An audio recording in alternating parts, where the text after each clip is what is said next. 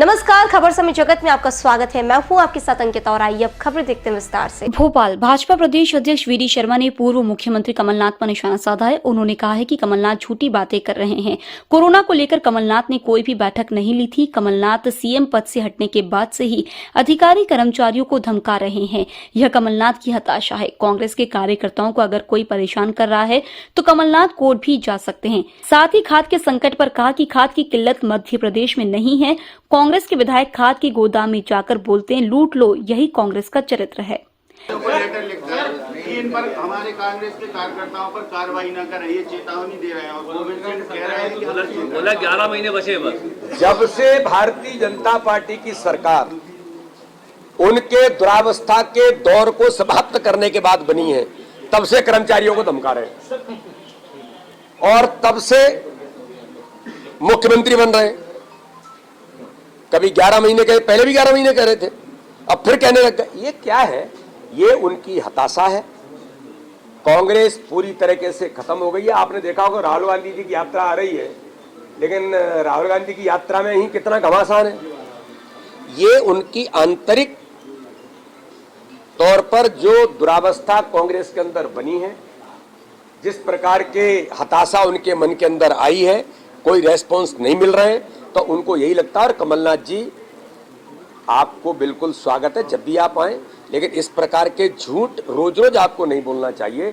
और कर्मचारियों को धमकाना, मैं तो कानूनन कहता हूं, कानून क्या, अगर आप कानून के अनुसार काम करते हैं, किस कर्मचारी ने गलत काम किया, जाइए ना आप कोर्ट के अंदर, जाइए ना आप कंप्लेंट लेकर के कि कौन से अधिकारी ने, कौन से कर्मचारी ने आपके खिलाफ या आपके उन कार्यकर्ताओं के खिलाफ जो लूटने के लिए जाते हैं,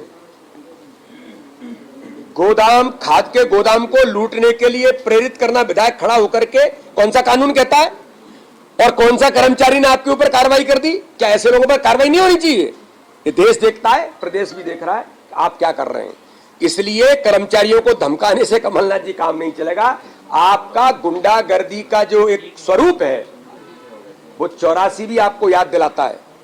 इंदौर के अंदर भजन गायक ने आपको याद दिला दिया आप क्या हैं, मुझे बहुत कहने की जरूरत नहीं है। धन्यवाद। बंद है केवल कौन सा पोर्टल? जो खाद को लेकर पोर्टल चालू किया गया था वो बंद है। और दूसरा उनका ये आरोप है कि ये केवल बहाना है, जनता को बेवकूफ बनाया जा रहा है। मैंने फिर कहा, खाद को लेकर के किसी प्रकार की कोई प्रॉब्लम मध्य प्रदेश के अंदर नहीं है। कांग्रेस के विधायक खाद के गोदाम में जाकर के शटर खोल करके ये कह लूट लो, यही इनका चरित्र है। और कांग्रेस का भी चरित्र झूठ बोलने का है। दुरावस्था उनके दौर में थी, उनको लगता है कि कैसे अव्यवस्था फैलाई जा सकती है, तो अव्यवस्था की धोतक बन रही है कांग्रेस, जो दुर्भाग्यजनक है। राजनीतिक दल को जिम्मेदारी से काम करना चाहिए।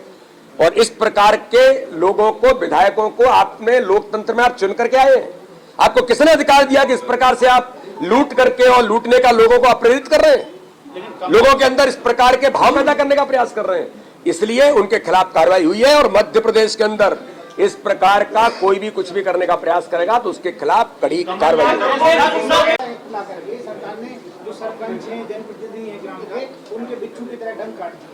ये गोविंद सिंह जी पहले अध्ययन करें, पैसा एक्ट कानून क्या है, इसका इतिहास क्या है।